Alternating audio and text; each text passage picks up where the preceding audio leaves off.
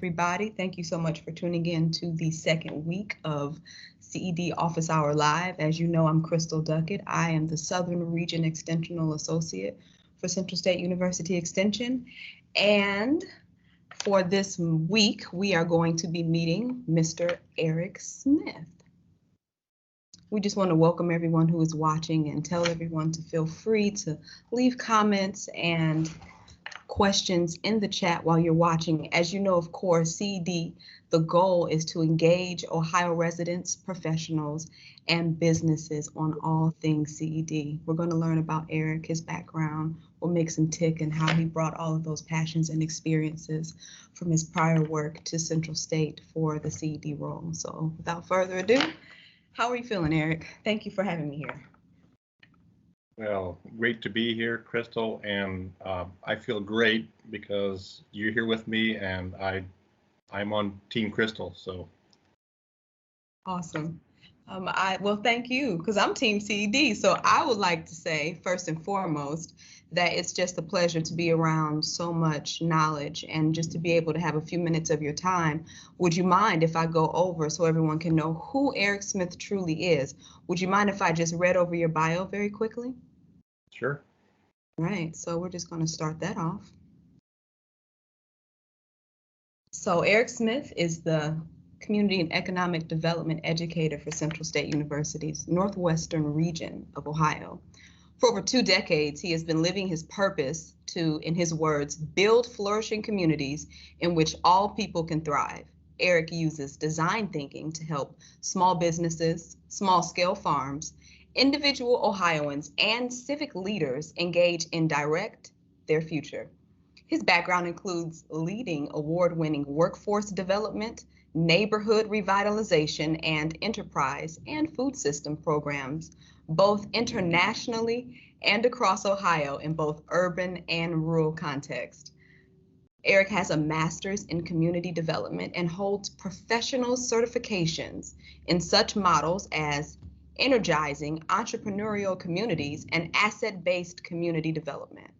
His affiliations include the Great Lakes Urban Restoration Network, which he directs, and the Network for Social Transformation, which he co-founded. A resident of Findlay, Ohio, since the establishment of the Northwest Ohio Region Office in September of 2020, Eric enjoys his time with his family and animal friends, 2 dogs and a cat. And he also likes his outdoor activities, reading, and engaging in the life of the neighborhood and region. Eric, thank you so much for bringing these talents over to Central State. And is there anything else you just want to touch base on in regards to your background before we dive into these questions? No. Yeah. Let's get started. Let's get started. It takes a lot of passion and lots of constant goal setting and benchmarking to stay in a space like CED for over 2 decades. So my question is to you, can you share with me some of the causes that you're most passionate about and how you've been able to use that to sustain you for your tenure with CED? Yeah, thanks for the question. CED is just in my blood. I would not know what to do if I weren't doing CED work, community economic development work. So, I think to understand me, you'd have to go back to my childhood. Yes. And I grew up overseas. I grew up in a very rural environment in DR Congo in Central Africa. All the way through most of high school, I was out there. And so I guess a few things came from that experience. One, we would spend, time back in the U.S., visit family and do all those kinds of things. And then, of course, go for 4 years at a stretch in Congo. So I was going back and forth between 2 very different worlds in my childhood. And that raised some different things for me. One was a troubling thing, right? So on the one hand, my friends in Congo they literally had two outfits to their name, one that they wore to school and one that they wore to play in. And, you know, no shoes and, you know, all those things, because it really was a very rural part of Africa. And, and then, of course, I'd be in the U.S. and people are fighting over, my friends are fighting over the Nintendo and whatever else. And they have all the creature comforts and those kinds of things. So on the one hand, my heart was troubled because I'm seeing this juxtaposition between these two worlds in terms of the material wealth, material kind of well-being. And I knew early on that something wasn't fair, something wasn't right with the world, that there'd be such a difference. And so I think that's part of my passion, is I want to be a part of creating a world and where all people can thrive. And that's why in my purpose statement, I capitalize the word all, right? Yes. And my heart's always with those who the broader global community, the society is marginalized, as undervalued. Those are the places I want to be. But the other thing, though, is on the other side of this equation is, frankly, my friends in Congo were more well-adjusted. They would smile more quickly. We had more fun, frankly, than my friends in the U.S. Growing up. And so I just came to realize that every community has something special about it. And Mwanza, my village in Congo, had strong relationships, a strong cultural center, and those things just kept them resilient and going strong. And so that really informed how I go about my work with communities. That I always come in with a stance of listening and looking and watching for where are the strengths and the opportunities and what are the assets we can build on and what's great here that we just need to lift up. So long answer, but that's, you know, the origins of why I stay strong in doing this work and keep at it, is because I don't know what else to do, because that's in my blood, and it's because of those early experiences. Absolutely. Thank you. So I just want to let you know that I apologize in advance, because I was supposed to ask the first question about your familial experience, and you just kind of wrapped that up really quickly in the second one. So you also have not talked about your storytelling experience, which I want to highlight because it is absolutely obvious and incredible. So thank you so much for that. I would like to ask another question of you, as far as your bio states that you use design thinking to engage and direct the community in which you serve. Can you just touch over very briefly design thinking, the model of design thinking, and how do you use that every day for the community? Yeah, so it's the principle of it, right? The principle of it is, in community development, we talk about the people closest to the issue are closest to the solution. Okay, so now usually, you know, with design thinking, a lot of times it's, you know, you might be a social enterprise, and so you're trying to find a solution to something, or so you know, your customers, you're constantly building the product with your customer. Okay, but communities are the same way. If a community is not brought into their own narrative and their own story, you know, whatever you come up with is not going to be a solution that sticks, Right. because it's not grown out of what that community has experienced in their life and their values and their collective will. And so that's why when I say design thinking, it's the principle of you know, doggedly reminding us that we need to keep the people that we're serving, they are the center of the story. They are that, you know, we're there to serve, but they are the center. And so we need to listen and hear and listen deeply, and then build from there. So that's what I mean by design thinking in that context. Okay. And I would like to re-emphasize the importance and things that Eric just talked about, that listening piece and active listening is we can't come in, and Eric does this so well. We can't, hello, James, we can't come in and we don't come in, we won't come in saying, dictating, this is what, we know what's best for you. This is what we're going to do for you. We don't have that mindset at all. And Eric is the epitome of saying, okay. And even in our meetings, he says, okay. And he does this, right? And at first I was like, is he listening when I first met him? And now, we just talking and Eric says, now we look at Eric like, okay, Eric, it's been 15 minutes. What did you hear?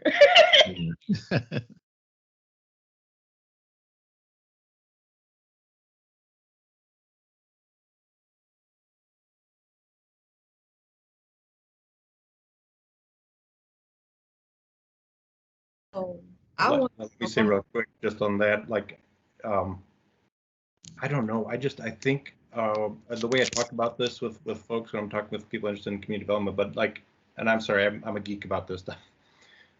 But the most important tool in the toolkit of a community developer is the question. And there are there's great resources out there. So if people are interested in that, just Google appreciative inquiry, asking powerful questions, and it'll bring up some really great stuff for. Anyways, so there's lots of different toolkits out there, but because ultimately it's about people directing their own future. I mean, the people are going to do what they're going to do anyways, right? So you might as well help create the space in which they can reflect and make an informed decision about the direction they're going to go. So I have a question, Eric. So how do you see extension in your role within extension, working with that design model or approach? Well, I think that's what I feel like extension is. I mean, this is my tribe, right? Because of that, right? So that is the model. The model of extension is go to the community, go to the business, and build from there. And so that's what really strikes me about extension. It's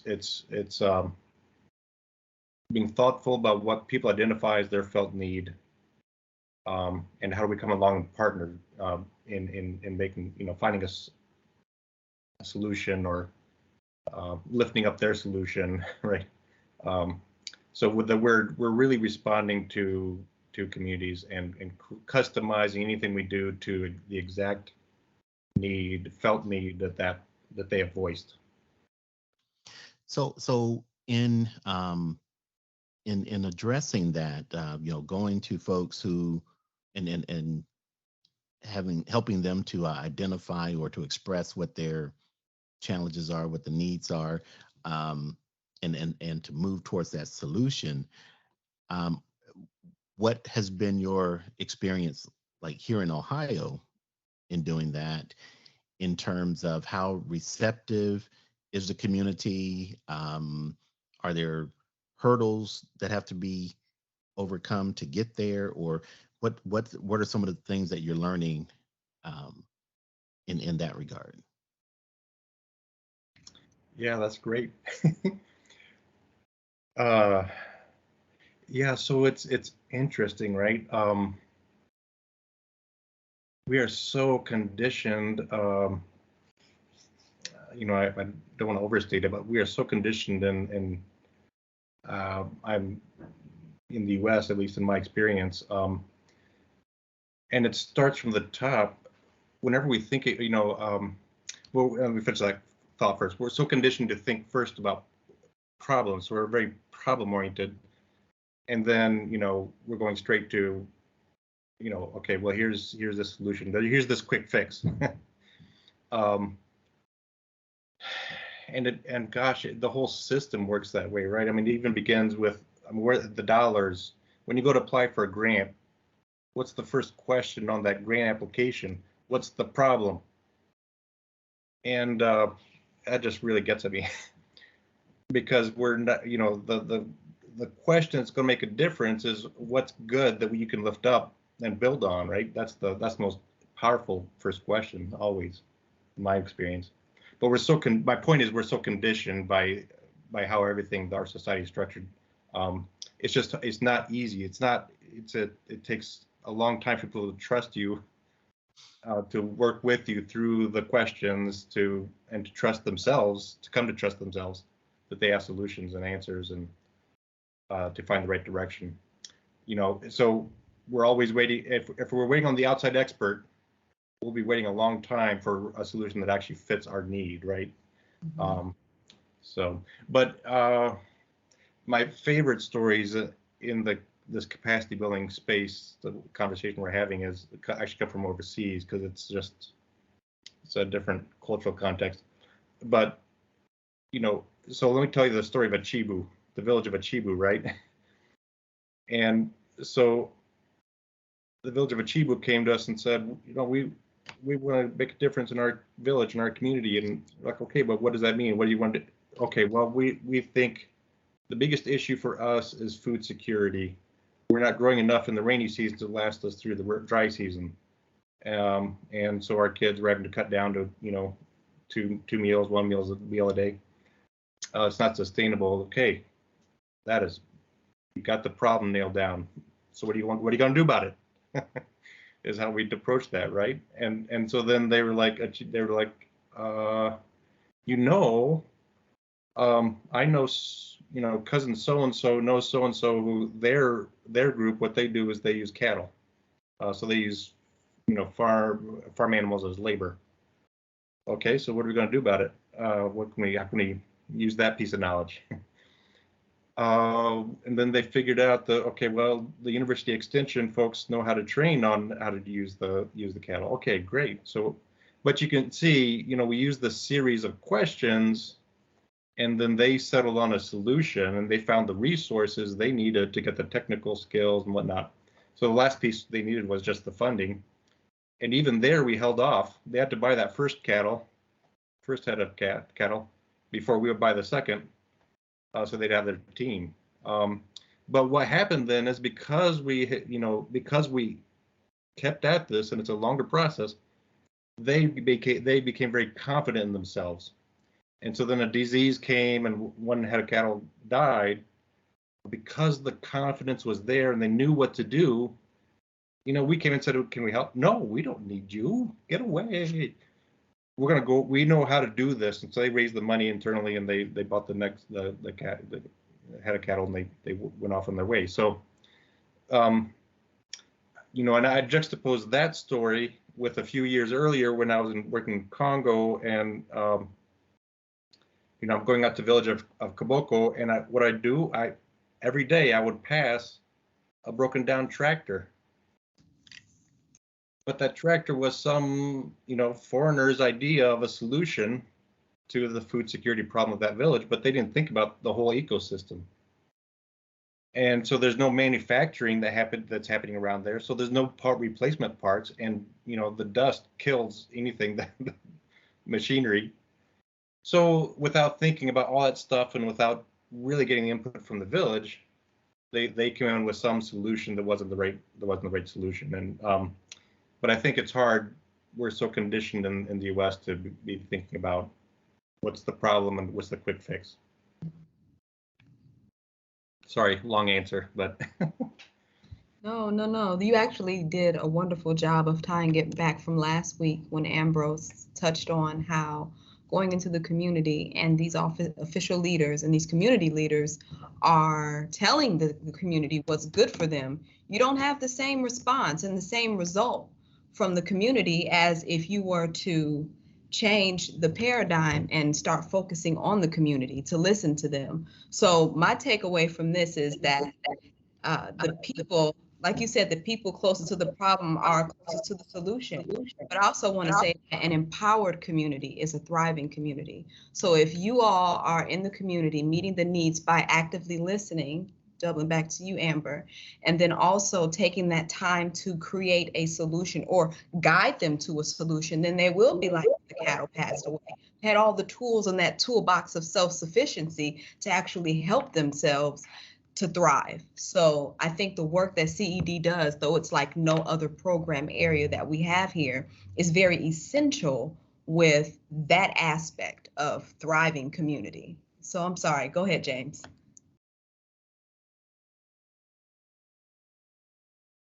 Oh, looks like he's I back didn't on have mute. nothing. I was just coming. Can you hear me okay? Can you Oh, hear me? mhm. Yeah, I was just coming in. I got a visitor today, so this little thing, and it's the afternoon on Thursday. But no, I mean I think, and I didn't hear the whole conversation, but one thing that we realized, and even through our discussion, I was with Natalie yesterday, and we had a good discussion about the availability of food, healthy food, because we were talking about how like we want kids to eat healthy, we want families to eat healthy, but in the community that they live, if there's no healthy options, they're going to choose the unhealthy option. Or if their financial situation doesn't allow them to spend the $3 for an item that is healthier with not the preservatives and things in it, they won't spend that, but they'll spend 59 cents because now they can feed their family and get more yield for the same buck.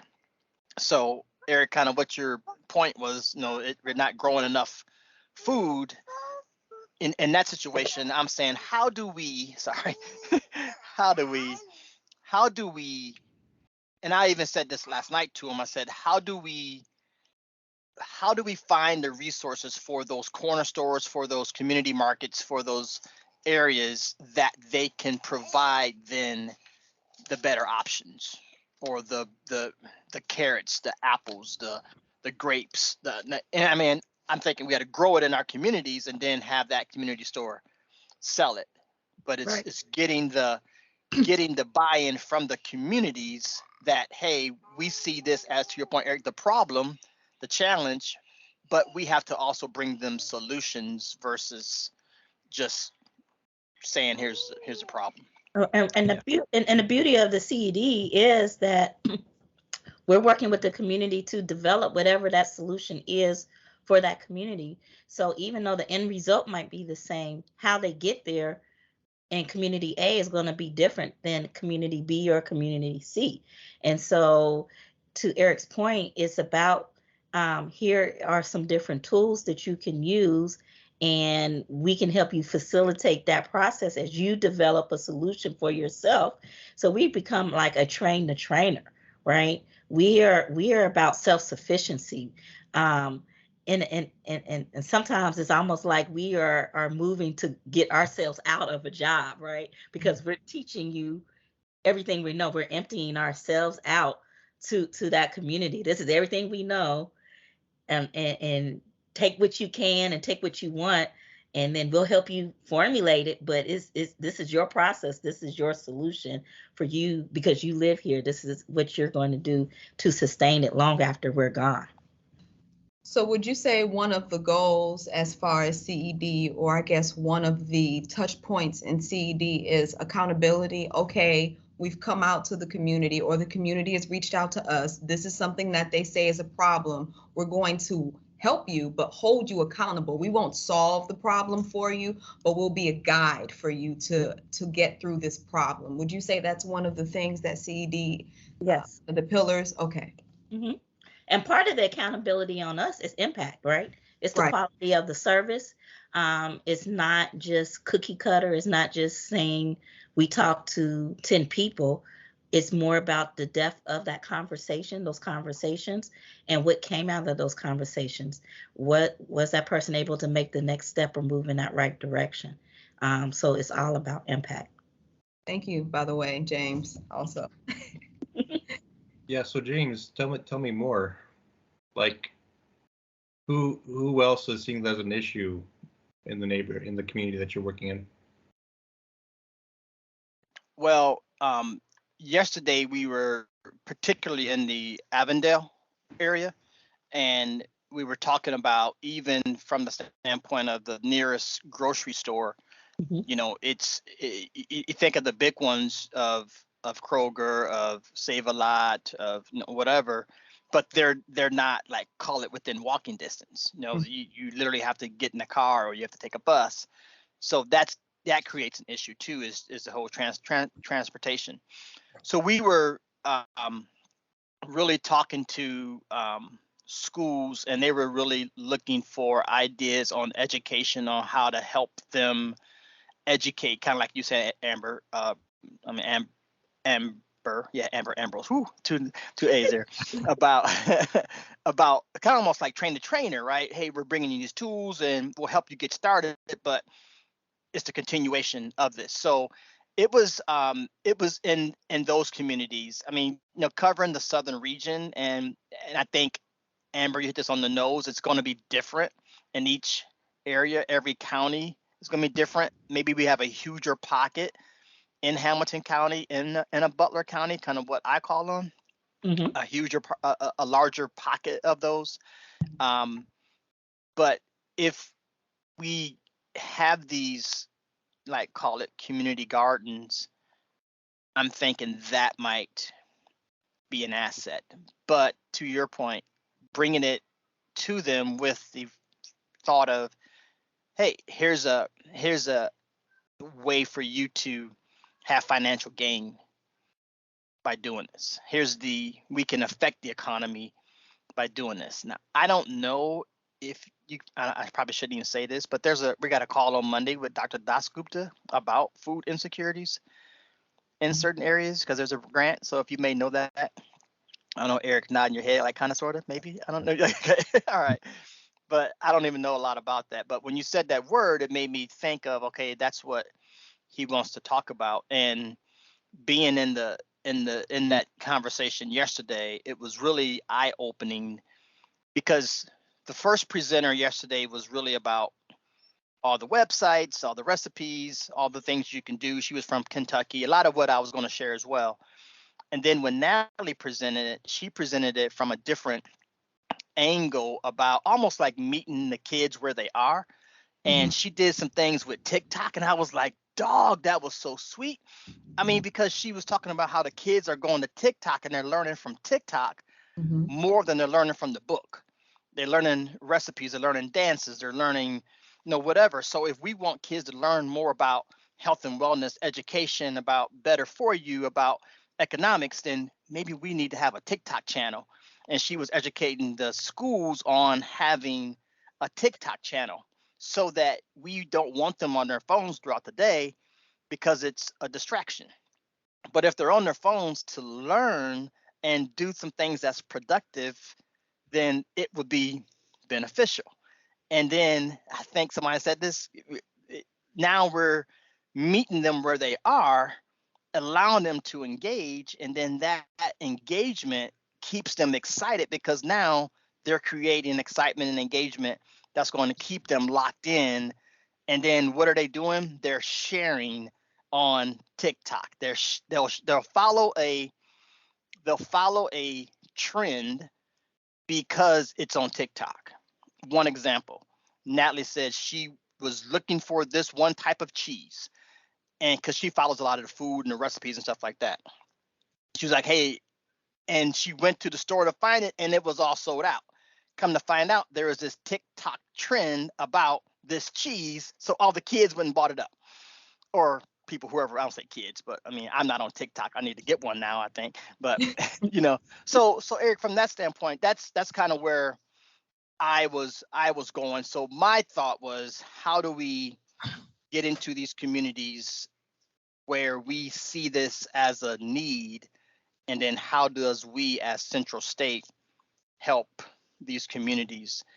Where we start, I don't know the right answer, other than I'm starting with the 10 teachers, or 9 from Ohio, that we met yesterday, and say, all right, what's going on in your school? We start with the YMCAs, we start with the community groups. So go ahead. I'm sorry.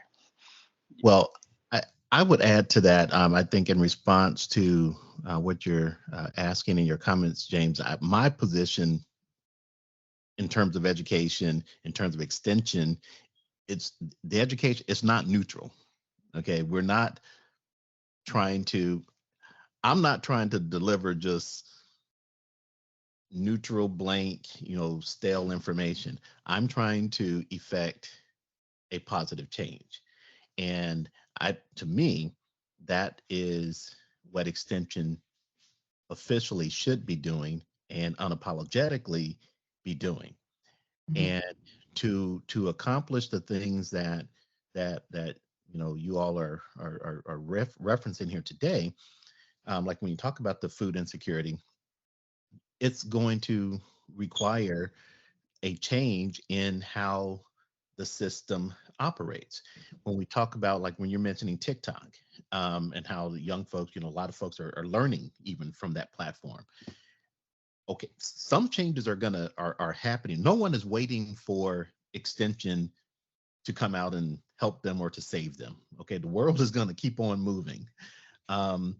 So to this extent about the food insecurity, yeah, there needs to be there actually has to be a change in how we produce the food, how we aggregate, how we market and sell it. Everything cannot be a free community garden, because that's not sustainable over a long term. Someone has to get paid to work that thing.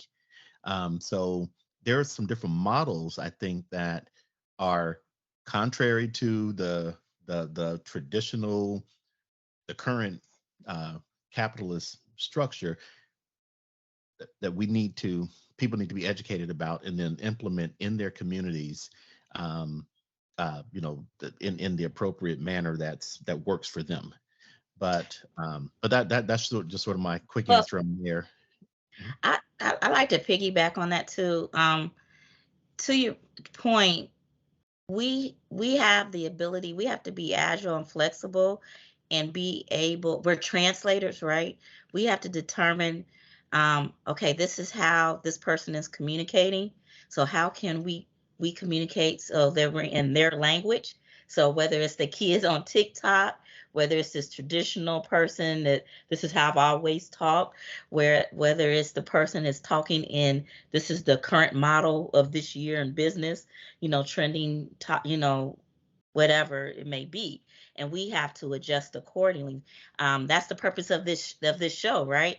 Is that this is one of the ways that we communicate all things about community and economic development, to educate, to get information out on what's going on, how we can help, how people have partnered with us, great things that people are doing in the community. But this is just one way that we communicate and get information out. This is one way that we gather information. I think that this is a good segue too, Eric. And I'm learning too about your ABCD work that you do, that model, because I think it's a good way to talk about your work that you do in the community. Yeah, well, so as I'm, this is a great, James, you brought energy. We're feeding off of that. Thank you. So it's what I do. It's what I do. Yeah. Fire you up. No, I'm just joking. If we're talking about capacity building as sort of an overarching theme from today, but I mean, so if I'm listening and that design thinking that Crystal brought up, but if I'm thinking about your scenario, and it sounds like the problem you're looking to address is kids changing eating habits is a piece of it, and then creating the overall infrastructure to where when they do change their habits, they have access to the kinds of foods that, right? So I guess, so what I would be thinking about is, because again, to Amber's point, if we're trying to change the system, we need the system to see itself, right? And so that means we need the people who are involved in the scenario to be the ones naming that next step. So I would be thinking about who are the youth that can become ambassadors or whatever you want to, one of your programs is identifying leaders in the youth who will form a team that will go through a process with you where you're asking the questions and they're saying, oh yeah, well, here, let's do this kind of TikTok, or and they might come up with something completely different than TikTok. But I'm telling you that if they're the ones in the mix giving you the feedback, you will end up with a solution that's much closer to what's going to actually have an impact, right? So I guess that's the point of today's conversation, is trying to think. Let's be thinking about that as a lens, right? How do we, the people close to the problem, let's bring them in into the conversation and identifying our next step. Eric, I agree. Oh, I sorry. agree. I'm sorry. No, Ambrose, go ahead. And the young people agree too, James. I was just going to say, for like a little bit of I like trying to echo back things. So I was going to say, in regards to how we can get the kids engaged, one is pique their interest, right? Like you said, TikTok is a great way. You pique someone's interest, you have a greater possibility or likelihood of getting them to the next step. And then you pique their interest and just then tell them, bring them in. That's how we pique their interest. They may find out on TikTok, then that's where we come in, or FCS will come in, James, and tell the benefits about eating healthy, right? Because you already have an audience who's been buzzing off of TikTok. So then you come in and you teach them about the benefits of eating healthy. Maybe you can relate it to what they like. They want to, maybe some of the guys want to be better in basketball. And you say, my man, if you eat, 2 more fresh vegetables in the week, then you can do X, Y, and Z. So like everyone in CED has said, meeting them where they are. So those goal setting and how you have those benchmarks and reaching those goals. And then you can just come in and make it completely relatable to them, and then teach them, maybe if we want to add an ag piece to it, then teaching them how they can grow their fresh fruits and vegetables. So they may be able to turn around and be community farmers. So they may not have a community garden, but now they're growing fresh fruits in their backyard, and their neighbor is doing the same thing because they went to school with them down the street. And so now it's become a network, a community, and maybe even a bartering system if times, which I pray they don't ever get that hard. At least now the children, the youth are spearheading the change in the community. Then that trickles all the way down to the family members. And then you can even turn it into the 4-page business model that Ambrose teaches on how they can actually turn that small fruit stand or that small vegetable stand that they learned just from TikTok, that we just so happen to be a part of, the early adapters of with Central State. Now we're able to turn around and use that for bringing it full circle and have it with CED. So that's awesome. And it all started with one TikTok. Look at that. Yeah, yeah, word. And that was kind of what Natalie was aiming at. Because even I think you said, Eric, is like one teacher was like, look, I don't have TikTok, but I'll let the class kind of run it and do it and engage with it and then let them do it. And so to your point, Chris, so my whole thing was, if we can get them when they're young to start eating more vegetables and healthier, then as they get older, maybe they'll stay on that track. I mean, right now you have a lot of people that are like going plant-based, for example. So you have people doing plant-based as younger, and then they get into like colleges, and now the whole colleges have to adapt their menu because these kids want plant-based meals. So then they're going to continue to eat that. And all these restaurants now, they're adding plant-based meals. Why? Because that's what they got to have something on there for that. So as I end here, the lady said yesterday from Kentucky, she said, hope you like that song she's singing. I don't know what it is. But she said, how did she say it? She was like, you can bend the bush easier than you can bend the tree, or something like that. Meaning the bushes are like, they're limber, they're nimble. You can affect them a lot more. A tree is so stern and not going to go nowhere, so it's harder to do that. But I have to ask her how she said it again. But it was kind of unique, and it made me go like, aha, from a different angle from what she was saying it. But I'm down, so whatever we can do to do my part, I'm down. So. And another thing I like to add is that with community economic development, our CED work is interdisciplinary. So as you see, we just solved or thought of a solution, right? with our different teams, because James is on the Family and Consumer Sciences team. That's not our expertise, but we used all of our different kind of mindsets, right? And said, here's a strategy that we can continue something that started from Natalie's um, instruction, or just introducing TikTok as a way to engage the youth. So now I know that when we have our team meeting, that's probably going to be one of our agenda items on how we can further that and institute that at the school. But that is an example of how we work together with other teams, not even just within our teams, to look at community solutions. And Eric showed us in real time. He went naturally right into facilitator mode, and he listened. He said, now what I heard you say is this, and this is the issue.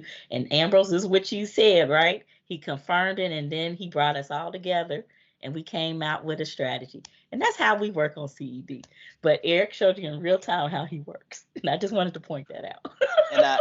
And I love that. I heard, and I do this often too. I was like, hey, tell me more.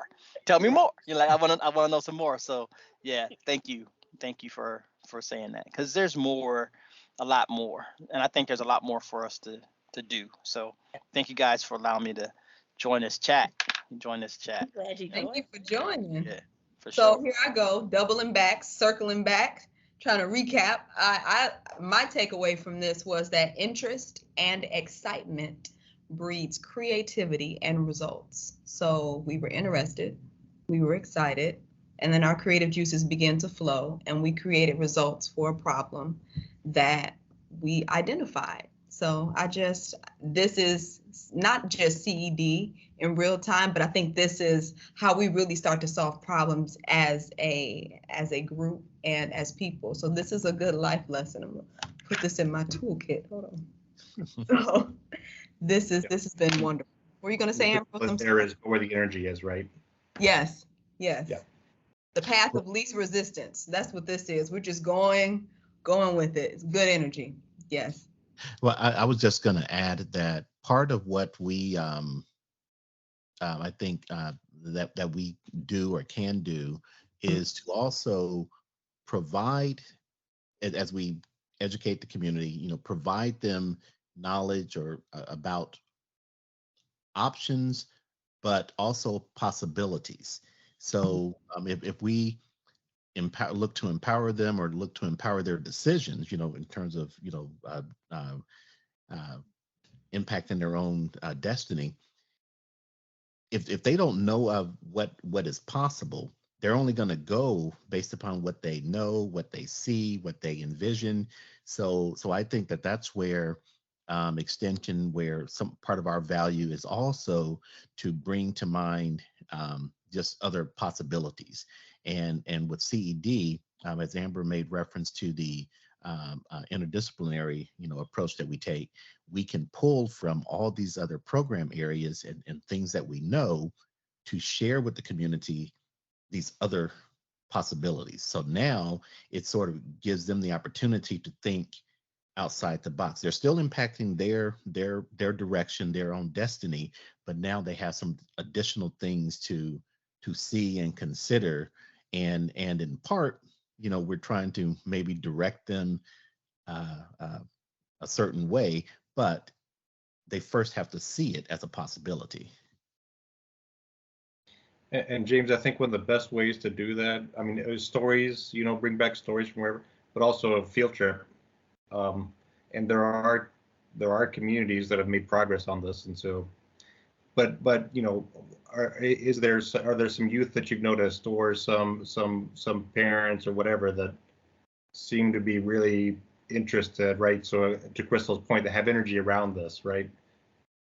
Go on a field trip, go to another community that's doing something, So Dayton, you've got Gem City Market, right? That's buying local, and there's a co-op, and so there are models out there, right? Communities are doing that. So just that field trips, whether figurative and you're bringing stories or you're actually going, right? That's one strategy. Mm-hmm. Yep, yeah. And I have some ideas for you. Actually, some things going on in Avondale. Eric is down here in Cincinnati, and also with New Prospect Church, some things they're doing that help address that as well. So we'll talk offline.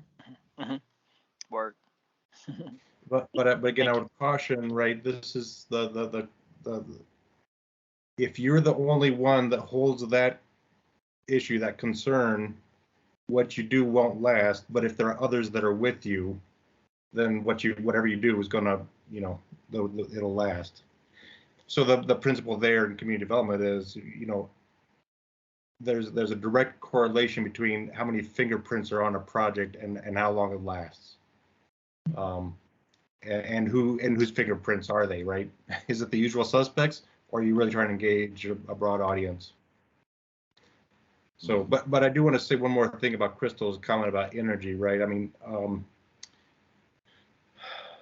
and tie that into the possibility conversation. But so Amber said, you know, hey, what about this asset-based community development thing? And the reason why I'm a real champion and advocate for something called asset-based community development is because if the starting point is, hey, here's this problem, this is your problem that we're going to solve, you know, it just doesn't work out. We've tried that in this country for generations. We're still facing the issues that James brings up.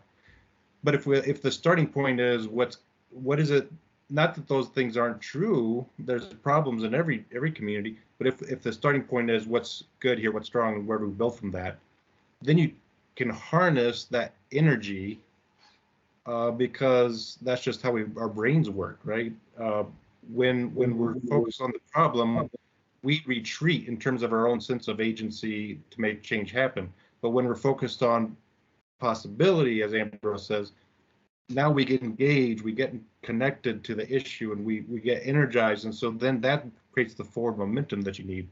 So that's why you really want to be thinking about. And so when I say asset-based, so when I'm thinking about a neighborhood, Lincoln neighborhood, for example,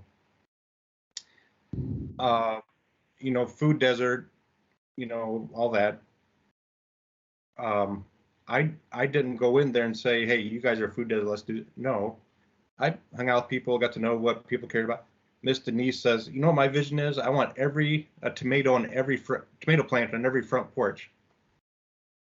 And that's when I was like, okay, now I've got an ally. Now I've got that positive energy. Let's build on that. And I'm telling you, 3 years later, you've got 7 community gardens, 40 backyard gardeners, all of them producing together 3,000 pounds of fresh vegetables and selling at the market stand, to your point, Ambrose, which is now turned into a whole beginning farmer program in Springfield. You know, so, you know, but start where the energy is, the you know, engage in that, and that'll have, you'll have much more, you know, far lasting impact than if it's only your idea in your head and you're bringing it that way.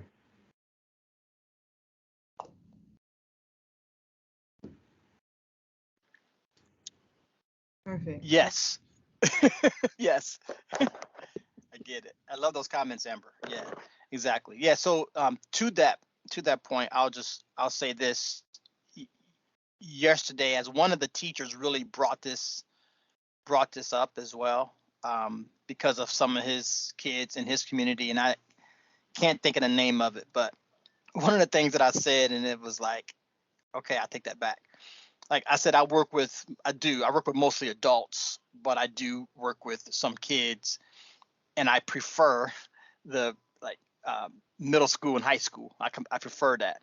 This teacher that approached me afterwards, he has everybody below that, right? He has like K through 6, and he has kindergartners, and he was like, hey, would you mind coming to my school? And I was like, I absolutely will, right? Even though I said I wouldn't. I didn't say I wouldn't. I just said that's what I prefer. But that's where the need is he recognized it. So working with him and the community to kind of see where he's at, and really just to kind of say, you know, how do we get our hands dirty? What do we need to do? You know, who are the influencers in the area? You know, what can we do to kind of, you know, bring this to light and then address it? So, yep, cool. Thank you. Oh, thank you, James. Eric, I have one more question for you. My final question is, one, I want to just thank you for explaining, just taking your time to have this chat with me, but can you discuss the Seeds of Hope Farms and how CED has impacted some of the work that's happening there, please? Yeah, and I should say briefly too, just by way of kind of summarizing, what we do in Northwest Ohio. So, we talk about is we focus on assisting small scale farms. We do small business development support. We also then catalyze personal and professional development, talk about it that way, and then we build resilient communities. So there's a few sort of programs that are attached to that.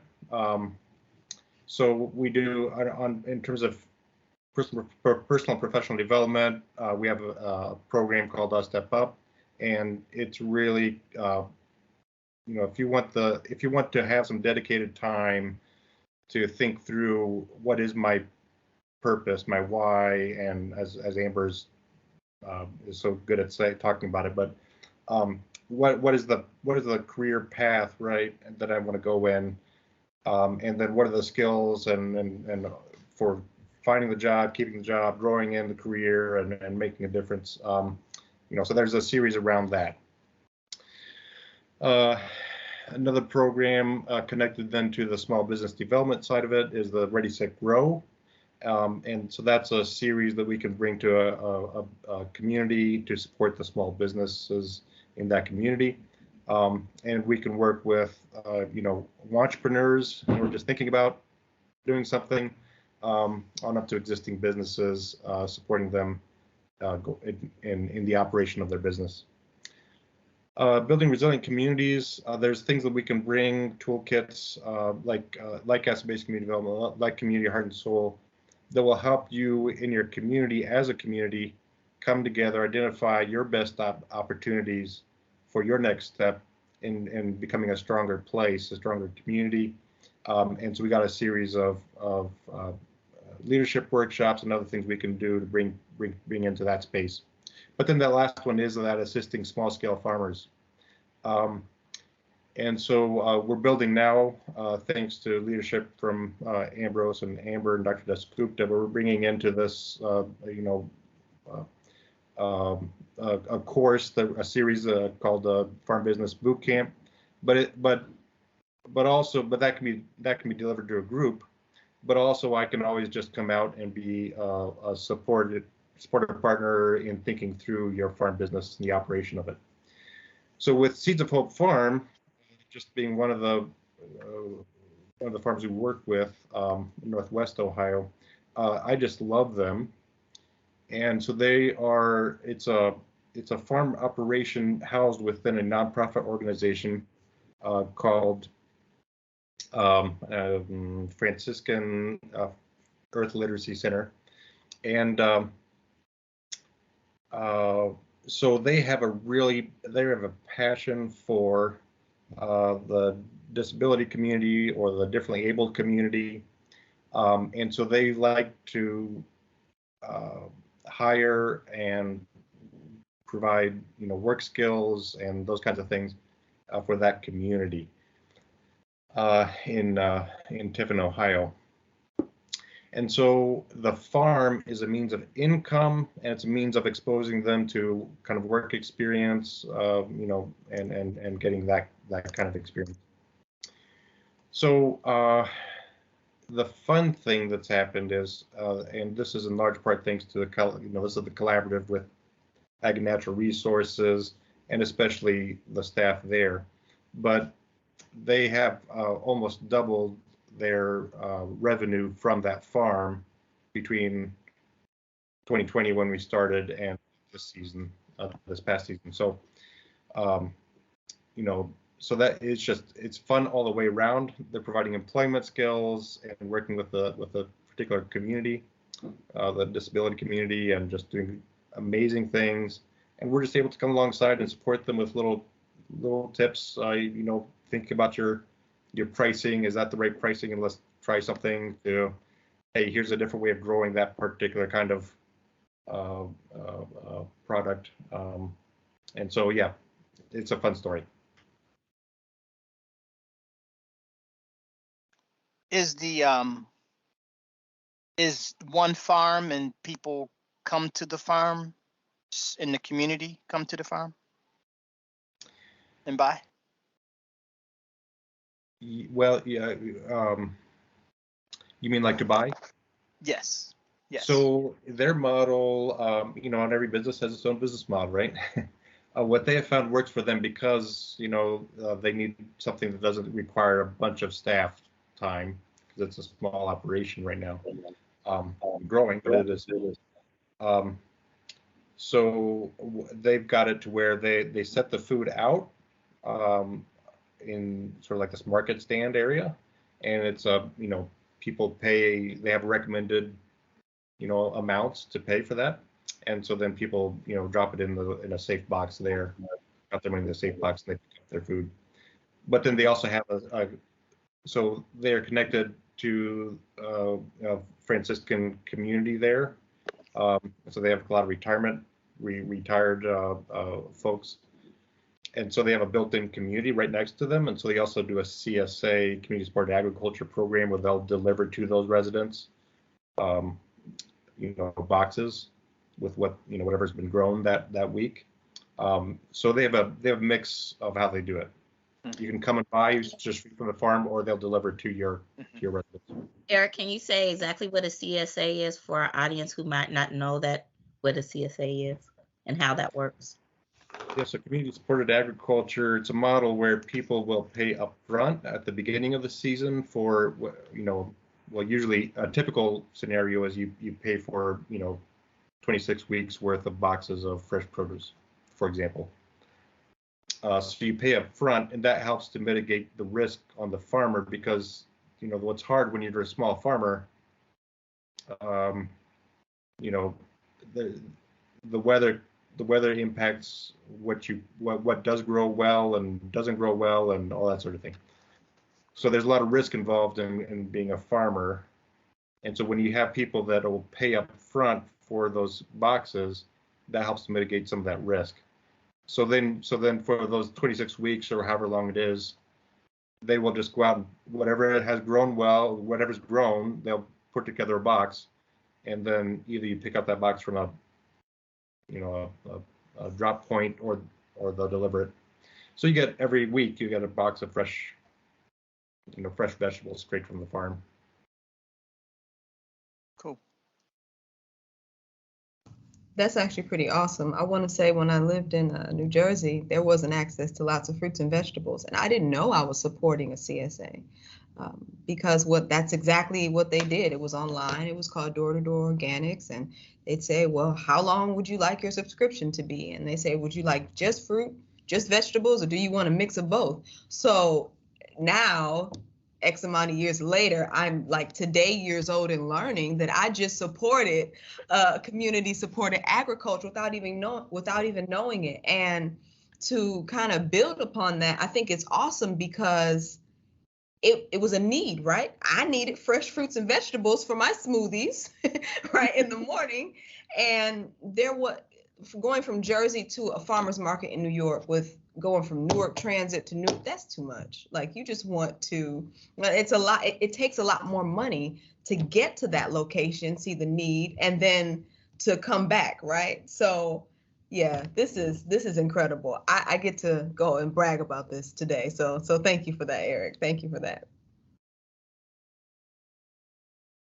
Absolutely. The time flies when you're having a good conversation. It really does. Are there any other questions in the chat or anything anyone else would like to ask or say? I'm just always, as always, just happy to have another segment of our CED office hour live, and just as Eric says, I wouldn't know what to do if I wasn't doing some type of CED work. It's not just a job to me, it's mission work. So I'm just happy whenever I get to share in that space. So glad everyone was able to join us this week. Yeah, I could add, just from an FCS standpoint, it is purpose for me. Some of you might know the story, but literally this job came to me as wanting me to share it with my circle because they thought I may know somebody, and literally didn't come from Central State, came from like the diversity and inclusion something in Springfield, Ohio, that she knew me. And then I was like, I know somebody very well. And I applied, and here I am, because this is what I love. This is me. FCS is where I rock. So yeah, so I'm like a home ec teacher, I guess, but from a lifestyle standpoint. But yeah, this is good. Now, is it every once a month on Thursdays or every Thursday? Every Thursday. Every Thursday. Every Thursday at 2 p.m. I'm gonna lock it in. All right, every Thursday, 2 p.m. Yes, All you right. should. Yes. Yes. Do that. I can't wait to see you next week. Yeah. Yeah. Bro, I'm so here. yes, come back. I'm here. Sounds good. All right.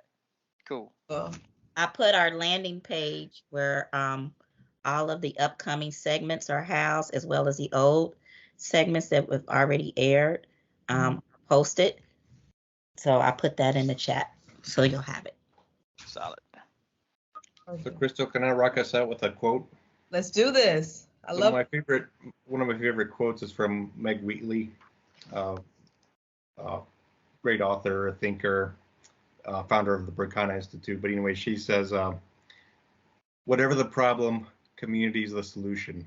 So I'll leave that for us to think about between now and when we hear Amber's, or who's next? Amber, right? Amber's wisdom next week. Thank you. I like that. Can you repeat? You said whatever the problem, community is the solution. Yeah. Yeah. And what was the author's name again? Margaret Wheatley. Here, I can just type it.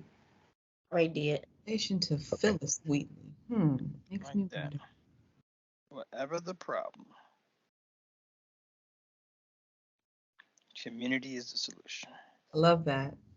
Yeah. Solid. I have to start off next week with that. Right? All right. Well, thank you all. I appreciate it. And we will see you all next week. For Sounds another good. Yeah, absolutely. Thank you, Crystal. No, thank you all. Thank you, guys. Have a great day. Have a great weekend. Happy Easter.